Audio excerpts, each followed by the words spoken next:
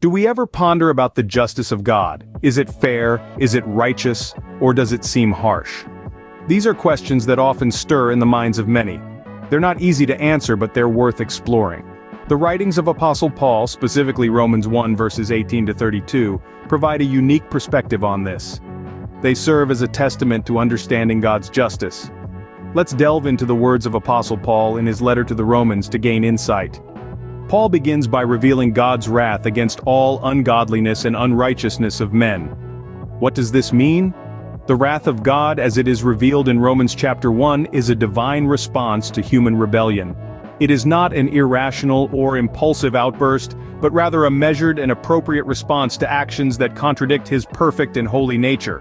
God's wrath is directed at ungodliness and unrighteousness, that is, actions and attitudes that defy his moral law and order. Paul emphasizes that people in their unrighteousness suppress the truth.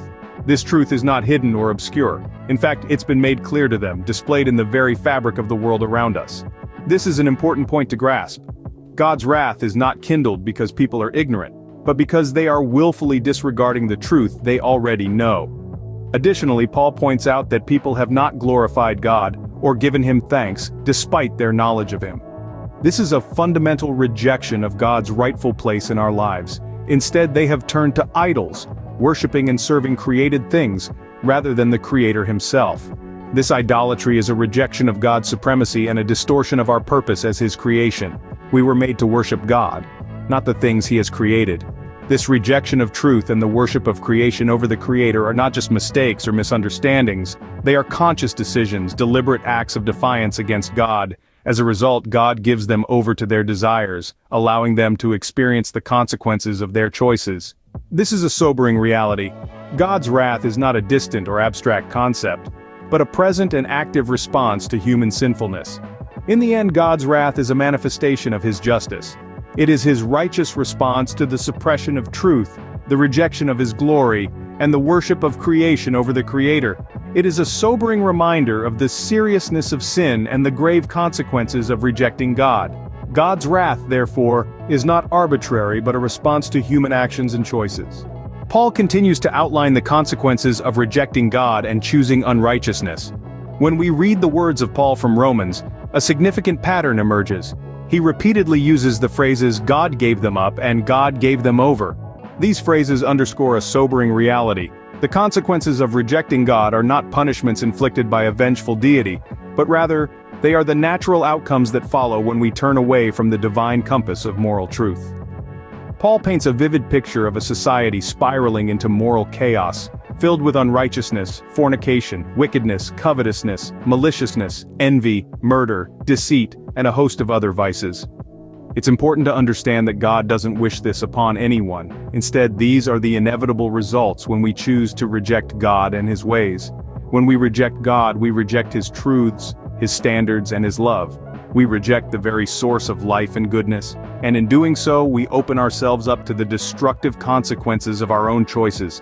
We essentially give ourselves over to our own misguided desires, resulting in a life devoid of true purpose and fulfillment. The phrase, "God gave them up," is not an indication of God's indifference or cruelty, but rather it reflects the respect God has for our free will. He won't force us to follow him. Instead, he allows us to face the natural consequences of our decisions, in the hope that we may eventually recognize our need for him. Similarly, "God gave them over" illustrates the serious implications of persistent rebellion against God. It's a stark reminder that when we continually reject the truth, we risk becoming so hardened in our unrighteousness that we lose the ability to discern right from wrong. The consequences of rejecting God are not God's doing, but rather, they are the natural outcomes of our own choices. This is an essential truth that Paul wanted to convey to us. When we choose to turn away from God, we essentially choose to walk away from the source of all goodness, truth, and love. And in doing so, we expose ourselves to the inevitable fallout of our own misguided decisions. In the face of these harsh realities, how then do we perceive God's justice? Let's delve into the heart of the matter. The scripture paints a vivid picture of God's wrath, but it also sheds light on his justice. God's justice is not arbitrary or capricious. It's grounded in knowledge and understanding. The verses make it clear that God's wrath is revealed against those who suppress the truth by their wickedness. God's justice is evident in the fact that he has made himself known to all of us. He has shown his eternal power and divine nature through creation, making his invisible qualities visible to everyone. This means that no one has an excuse for denying him. But when people reject God and choose to live in unrighteousness, they face the consequences of their choices. They are without excuse. This is not a case of God being unjust, but rather, it is about individuals making choices that lead to their own downfall. The justice of God's judgment is also seen in the fact that he gives everyone the opportunity to choose. He doesn't force anyone into righteousness, but he gives them the chance to decide for themselves. So, when we look at God's wrath and judgment, we see a divine justice that is fair and just. It's a justice that respects our free will, our ability to choose between right and wrong. God's justice then is not only fair, but also merciful, giving every person the chance to choose the path of righteousness. In summary, Paul's letter to the Romans presents a profound understanding of God's justice. We've explored the concept of God's wrath, not as a vindictive anger but as a righteous response to human ungodliness and unrighteousness. We've delved into the consequences of rejecting God, a rejection that manifests in dishonoring our own bodies and worshiping the creation more than the Creator. We've also discussed the justice of God's judgment.